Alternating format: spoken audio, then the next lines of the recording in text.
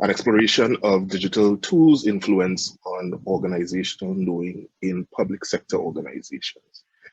Now, it may sound like a mouthful, but honestly, it really is looking at three things, three categories. It's looking at organizational knowing, which is at the heart of the study. Public sector organizations, it is the context in which this organizational knowing takes place.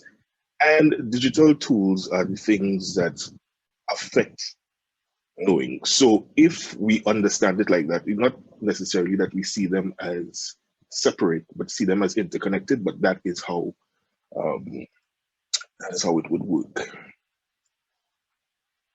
All right, so the first thing is why the public service, why the public sector? And I have just tried to give some background as to why this is important. I looked at three areas. And in this space, I kind of want to talk directly to people who are organizational communication scientists, researchers, as to why the public service as a context, as an arena, should be studied. And so we have these three areas: as employer, as facilitator, and as research. Now, based on this screen, and this is a 2015 chart, purely based on the numbers, just strictly based on the numbers, the public sector is responsible for a significant portion of the people in organizations. And if we look at Canada, as in 2015, it is 18.2%. And so 18.2% of the working population of a country that is about 36 million people kind of gives you an idea as to this is a very large body of people that can be studied. We go up to Finland and we go up to Sweden and we see that the numbers get higher. So for researchers, this represents a very significant portion of people in organizations. You want to couple that with the fact that there is nothing that happens in a country that can happen without the influence of the government, without the influence of the public sector. The public sector facilitates everything. It facilitates tourism, it facilitates health, transportation, everything. It facilitates trade. Without policy to govern, what happens? What we end up with is anarchy. And if the pandemic has taught us anything, when it is a lot of other industries were forced to close, the public sector was required to remain open because economies still have to run. And I think what happened yesterday with the run that took place with the stocks and GameStop, and 2008 when Wall Street collapsed, shows again that when things happen in the private sector and there's crisis, it is the public sector that has to get involved because they now are responsible for ensuring that this country, the society continues to function. And if this is as important as it is, so it facilitates the movement of all other industry and it represents so many people, and it represents, if we look at it as an organization itself, it is a large organization. But it's also a large organization that facilitates other organizations. If this is so critical, then the research coming out from us, and by us I mean those of us involved in communication, should be representative of the size of the area to be studied. But the reality is that it isn't. Organizational communication research on public organizations is probably not sexy enough. It's probably a lot more exciting to study organizations that have different markers and different performance indices. But for whatever reason, the area is now ripe for study. And so, just giving some background, this is why I mean, that and personal experience is why it is I felt like this is something that needed to be examined further. Now, here is where we come to the heart of the matter, and which is organizational knowing. Now, we had some discussions yesterday, and I have found it to be easier for me personally, sometimes to define organizational knowing in the context of organizational knowledge, and I'll get to that on the other slide. One of the things that came up yesterday in listening to some of the students at the co-op, they were saying that, you know, what they were doing in the workplace, quote unquote, was very different to what it is they were doing on what they learned in school. And Isaac was kind of commenting, well, he was commenting that, you know, him getting back into the research environment allowed him to be reflective. That to me is really one of the great analogies that we could make between knowledge and knowing. When you go to school, school gives you a body of knowledge. It gives you a degree. It gives you something that you can hold. It gives you something very explicit. You can take this and say, I have this. It's very different when it is you get into the workplace, because when it is you get into the workplace, there is a different level of learning that has to take place. The things that you have learned in terms of the content that you have is now used in a different way. And because these environments are very fluid, they're very social, and they're always engaging, what knowing speaks to is really practice. It speaks to practice, it speaks to doing. And it is in that doing, it is in that practice, it is in that being, it is in that social space that knowing takes place. And so that is one of the fundamental differences between knowledge and knowing. Knowledge you can see as being very static. And if it is, you just look at it purely from the etymology of the word, knowledge being a noun and knowing being a verb. That is how that works. And I raise the example of yesterday because it is not necessarily that knowledge should be seen as something, well, what happens when you are in the process of acquiring knowledge should be seen as something that is very different from the knowing experience, but rather see them as cyclical, that the things that we know contribute to ways of knowing when it is we get into the environment. And then the things that we learn in these spaces, we can now document, form a body of knowledge, and you know, we have a cyclical kind of arrangement. So ultimately, this is these are the things that when we talk about knowing and we talk about organizational knowing, these are the things that we're talking about practice, we're talking about process, we're talking about being, and we're talking about social.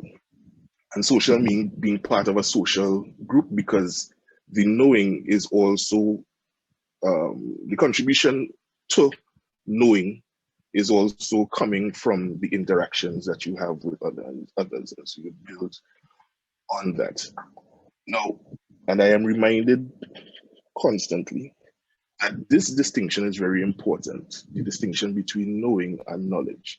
And it's very important because knowing is, because it is a practice approach, because it is a doing approach, because it is something that is in flux, something that is reflexive. That approach really guides the entire study. It guides the way that we look at the research, it guides the methodology, and guides some of the things that will come out of it as well. The third area is the idea of digitization, and where governments are required to go, or is choosing to go at this point in time. And I remember somebody, I can't remember, but one of these co-op students was saying that she had to go and look for broken links, just to make sure that these links were actually going to somewhere else. And that is okay. I'll get back to that. The idea of taking all of this information and putting it into ways that could be easily accessed, that use the technology, is very critical. Even though the requirements of the public sector is very different to what happens in the private sector, people need the same kinds of response there. So what happens is that there is now a move and a thrust to put all of the information into ways that could be more easily accessible to the stakeholders. But not only that, it is not just about making it more accessible, but it is also now shaping and framing the ways that people can know in organizations. Because it means, and this is now where it is I get back to the example that I was making, instead of potentially having somebody manually go through and see if all of the links are working or not, what if there was an algorithm that ran, that told us these links were broken? It means then that the way that we go about processing the things that we do on the workplace day to day would be very, very different.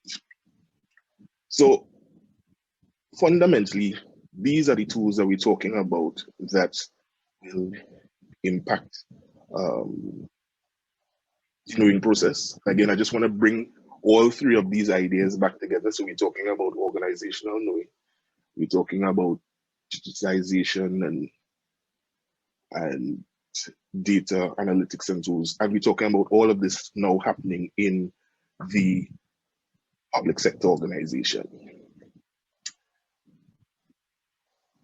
There's justification for it, as is seen in this 2017 article, because if we are to be responsive, and I think if 2020 has taught us anything, is that the use of big data, the use of algorithms, and the use of using digitization properly could really change the ways in which things happen. So this is the argument that is being made here, that we really do not, as a public sector, and again, if we go back even further, and the influence that the public sector has on all of the other elements of society, this is something that is very critical for us to do going forward.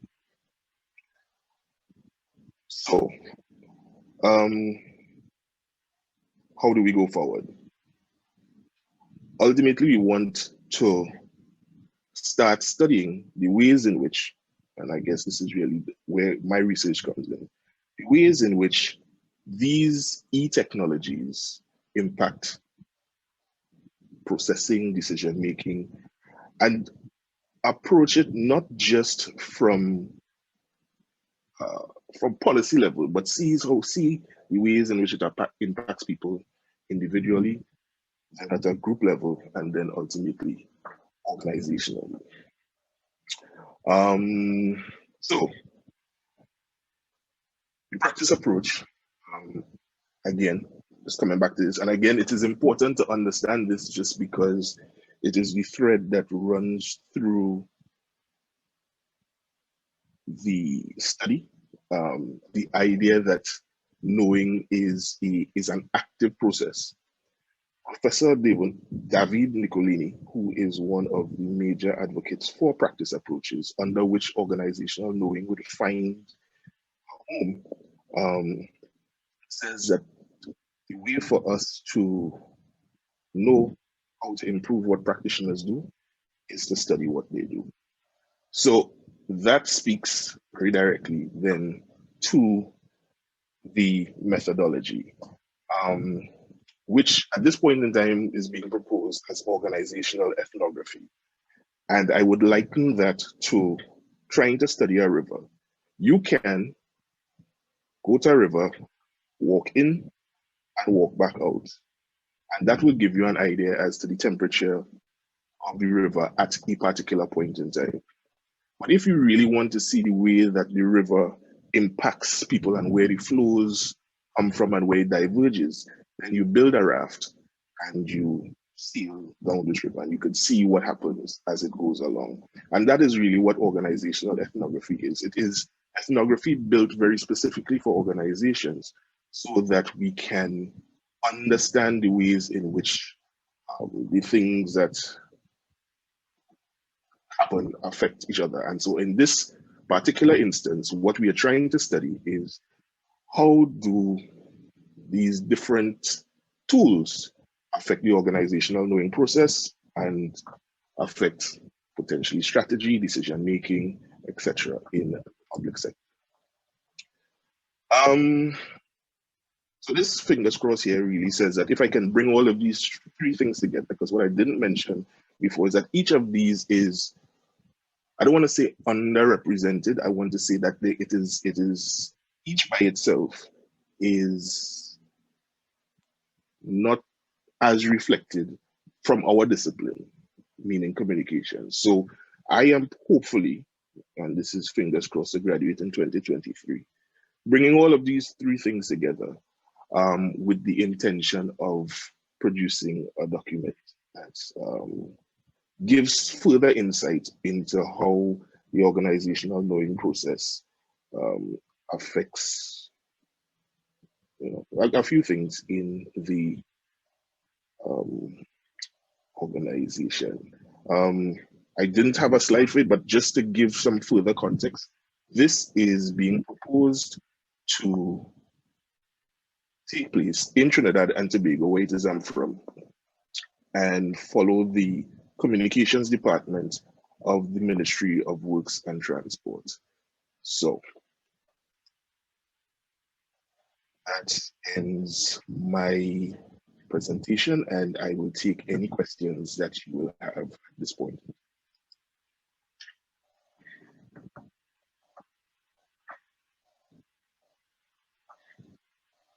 Sorry, that's I just started a website, so that's what that is as well.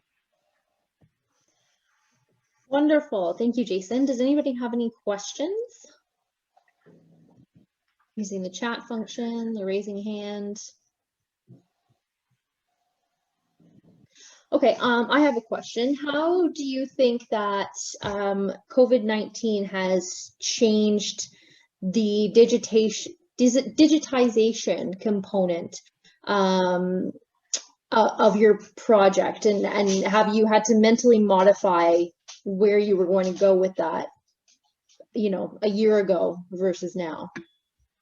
I think what COVID-19 has done is reinforce its importance. Because really everything went online, and so if it wasn't online before, especially in developing nations who sometimes don't treat the technology with the kind of urgency that develop, and they don't have the resources as well. So it means that a lot of things would have had to come to a stop. Now we're seeing in 2020 where things still need to happen, but we cannot interact in the same kind of way, that it is very important now that these tools be implemented, and so that the work can continue regardless. And more than that, and which is why the focus of the study is shifting towards algorithms and big data, is that it also allows for better decision making to take place, because now there's more information and you can see patterns and trends as you go along. Great, thank you. Does anybody else have any questions? Sorry, Jason, I missed a little bit of it because I was teaching, but just quickly, are you still planning on working with the same organizations that you were talking with last summer or last winter, or is that switched as well? So that's switched. So before I was working with the judiciary, now I'm working with the Ministry of Works and Transport because it's easier. Okay. It's a smaller department, and I could follow them, and should be able to have more access. Okay. Sorry, I missed that. And anyway, It's fine. Yeah. but it's nice to see kind of how your project has, I'd say, gotten more, like, I guess, tangible since last January. Yes, So, it was very nebulous. yes, before it was. Anyway, I'm like, okay, I see where you're going with this. I see what you're going to measure. So, yeah, good work. It's nice to see. All right, thank you. Great. Well, thank you again, Jason, for that presentation, and nice to see some representation of the organizational comms students here at the conference.